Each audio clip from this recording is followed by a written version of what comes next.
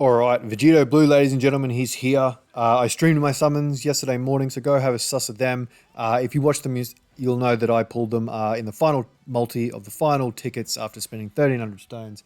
I've finally leveled their links up to max, and fortunately, I found a friend who is also 55% with max level 10 links, which will make for a good, solid 55% showcase with max links. Yeah, very excited obviously to join Vegito Blue with Vegito Blue, like having two Vegito Blues that are LRs is just so much fun. But also the LR Gods, who I was fortunate enough to pull the final two copies to Rainbow over on Vegeta's banner.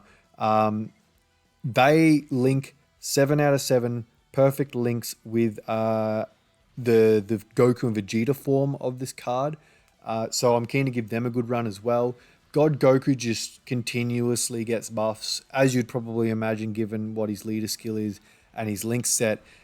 Uniquely though, this is a unit like maybe two others off the top of my head that starts off with Prepared for Battle as the primary key link, which ends up changing to Over in a Flash once fused or once transformed, whichever you want to say. And God Goku fortunately has both those links. So he's going to be a pretty integral partner for this this new Vegito Blue unit. So when he comes back around, I mean, he got hurt then, but keep in mind we didn't get the 6 orbs. I think we only got 3 in the end, which is, yeah, obviously not ideal. He gets guard and dodge and everything and an additional super with 6 orbs. So if he's not getting 6 orbs, you're probably in trouble with God Goku, but nevertheless, when you do, which is usually pretty consistent, especially with his orb changing, yeah, he's crazy. Don't let that kind of sour your taste on him or anything like that. Please dodge. Thank you. But with that much damage, we should be pretty comfortable staying under the 70% threshold to transform or fuse with the Goku and Vegeta unit. If it's probably a good segue to my only criticism about the unit as well, is I don't like HP restrictions in transformations. It's unnecessary. Turn 5, I can tolerate. I prefer it to be turn 4, but I can tolerate turn 5. But the HP restriction is just so unnecessary. HP is something that is so in flux, and not only do you kind of knock, I mean, you can kind of control whether you lose it or you don't and all the rest if you put like the right units forward, but with the amount of units that heal and stuff these days, they heal at the end of turn, at the start of turn, it's rather difficult to manage specifically. You know, going into a turn under 50% HP, thinking you're gonna be good, but then you get a few same type orbs and it's all over. It's really tricky, especially because a lot of orb changes change to their own type. God Goku is a prime example of that. You'd hate to be at like 65% HP, ready to fuse, like on turn 4, ready to fuse on turn 5, but the only method of getting 6 orbs is for God Goku is the physical orbs that he creates for himself. So healing you above that 70% threshold, it's really annoying. Especially being under, I mean, I know we take a lot of damage in these new stages, but the goal is to not take damage. It's just annoying. So if I had any criticism of this new unit, and it is a bit of a nitpick because I haven't had too much trouble getting the fusion off regardless, I still just wish they hadn't have bothered. It wasn't necessary. That's the only thing I'll say. But we've got Vegito here. He's just doing double supers. He is actually technically the best linking partner for STR Mai that you see float onto turn here. She links with that base form version of the 5th year Vegito. She has Brainiacs with him prior to turning into Vegito Blue. But other than that, she's only going to share Fierce Battle with every unit on this team. But the way she is just so incredibly good. She gets extra damage reduction when she does 2 super attacks. So obviously the first one counts. The second one will either be from her passive, which is a normal with a 50% chance of being a super, or from the hidden potential system as well. Given that each attack from the passive has its own individual chance of proccing the hidden potential, I opted to not focus on that so much and then give her the rest dodge, or focus on dodge and give the rest additional. So that's how I've got her set up. God Goku. Woo, 8.1. We did get the 6 orbs with God Goku this turn, fortunately. So he's got another attack coming here. That's his second super attack.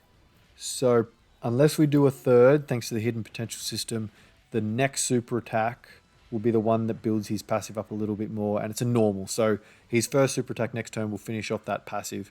2.5 from my... Her damage isn't necessary to sort of assess, I don't think. She's supporting and tanking, and that's what she's doing. Hopefully she's dodging a little bit for us as well, because I think if we get supered here, even with that extra damage reduction, we... Oh, there you go. Oh, perfect. Oh, and the other dodge too. Well, I mean, for what? For a 23% chance to dodge, she's dodged 50% of the time. So here's Gogeta Blue. We probably won't actually see anything from him, to be honest. We're probably going to... we're on turn 4 right now.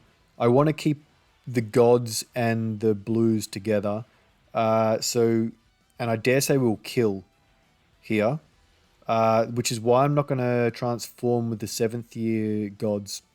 Because I'm hoping that if in the event that we don't kill with the Vegito Blue at the front there, or Goku and Vegeta I should say, I wouldn't mind the extra stack if possible. It just might be the saving grace for us in the next phase where we have type disadvantage.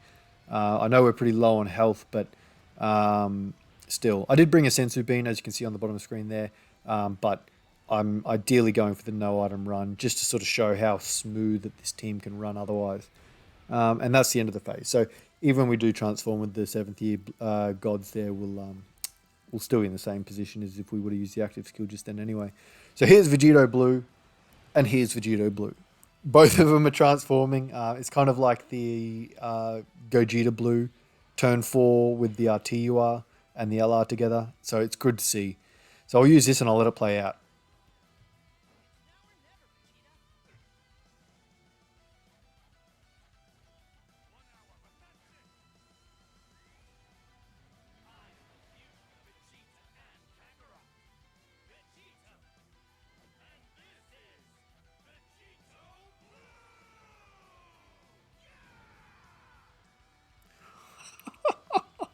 His animations are perfect. And because they're original too, like you've never seen Vegito Blue like this before. And I know that's kind of a weird thing to say and it's, you know, a bit how you going, but you haven't. It's all brand new. Like the anime doesn't even do as much as what Dokkan does in regards to Vegito Blue. Now, one thing I do want to touch on, we're going to use his active skill here. I'll let this play out and I'll explain what I'm going to say in a second.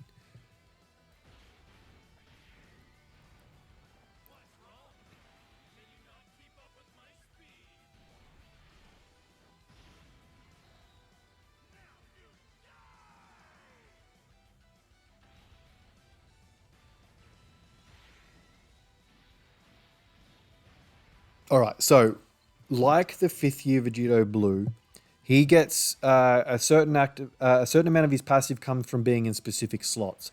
Unlike the 5th year, though, it's not just simply attacking. The slot 1 perks that the new Vegito Blue gets comes from when he collects orbs in slot 1. It's only the slot 1 part of his passive, 7.2. Oh, so good. With all the additionals coming as well. The slot 2 and 3 part of his passive, by the way, is an attack. So you must use, it's genuinely like, this is a must. You must use his active skill in slot 2 or 3 and then move him to slot 1. You can't run that turn in any other way. Otherwise, you're just basically nerfing him. Is that triple or 4 supers? Jesus. Crazy. And he hasn't, we don't even know whether his defense holds up or not because we don't need to. He's dodging absolutely everything. And there's a normal at 3 mil. Oh, wait, don't worry. There's another super attack coming. I don't know if that's the hidden potential or what at this point. He's probably got that many. I haven't memorized his passive yet either. I'm getting there, and we're dodging supers. See, that's what I mean. Like, we haven't been able to even test how he would take a shot because he's just not happy taking them. He's just like, well, I don't need you to touch me, so you're not going to touch me. And it's just so good. He is effective against all types. So in terms of his hidden potential, on my unit guide that I posted, by the way, I do unit guides for every unit. Check them out on any of the socials that you see below. I post them on the community tab on my channel as well as Twitter, Instagram, all the rest. The hidden potential build, I recommended crit personally. With all the additionals, building him for additional it has diminishing returns. And by what I mean by that is that every attack that he does is a chance for the hidden potential system additional to proc. So the more he has, the more likely it is for the hidden potential one to proc. So even at a lower overall value, it is still very likely to go off anyway, given how many additionals he does. He dodges, as you've already seen. So dodge is probably not as necessary either. So that left me with crit. He is effective against all types, so I can certainly see the argument against crit. But I still feel like crit trumps effective versus all types significantly enough to warrant focusing on that rather than an additional that you'd probably get anyway and a dodge you'd probably get anyway, if that makes sense. I'm sure others will disagree. Let us know your thoughts below and we can have a chat about it. No one's wrong, I don't think either, by the way. I'm not trying to start an argument or anything. I'm just interested to hear the thought process behind maybe others that disagree with me. So yeah, that's where I stand with the hidden potential. But Jesus, these animations. These animations are so good that they have no... I mean, actually, the animations in the Goku and Vegeta version have what I'm about to talk about. It's what I call like little Dokkanisms. It's like little flaws in the animations that you don't really you don't care about so much because it's a mobile game. You know, it's like, okay, look, we just got animators working on this. It's fine. It doesn't have to be like pristine. But these, once he's Vegito Blue, these are pristine. The only other units that I think are like on that premium prestige level for animations, I reckon the Super Saiyan Goku and Vegeta from the last Worldwide Celebration are like that. They are pretty consistent across the board with their animations, even though their unit is incredibly disappointing. And LR Int Zamasu, actually.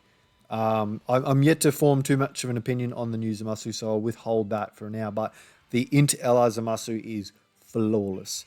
8.1. So he has less links, but he has support this turn. This is mine. I think he might have stacked attack a little bit more as well. By the way, the 18 key stacks defense for their pre-fused form and their 12 key stacks attack, all of which will carry over to Vegito, obviously making him stronger depending on how many attacks you get off. And he'll just triple super here to make sure that Rose never even gave us a problem. Good night.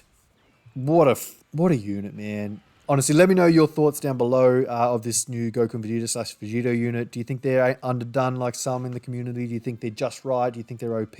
How'd your summons go? Let me know. Like I said, I've got all those socials you see at the bottom of the screen there. I'd love to have a chat with you, so hit us up there. Let me know your thoughts either in the comments here or over on one of those socials. Thanks for watching, guys, and I'll see you in the next one. Bye now.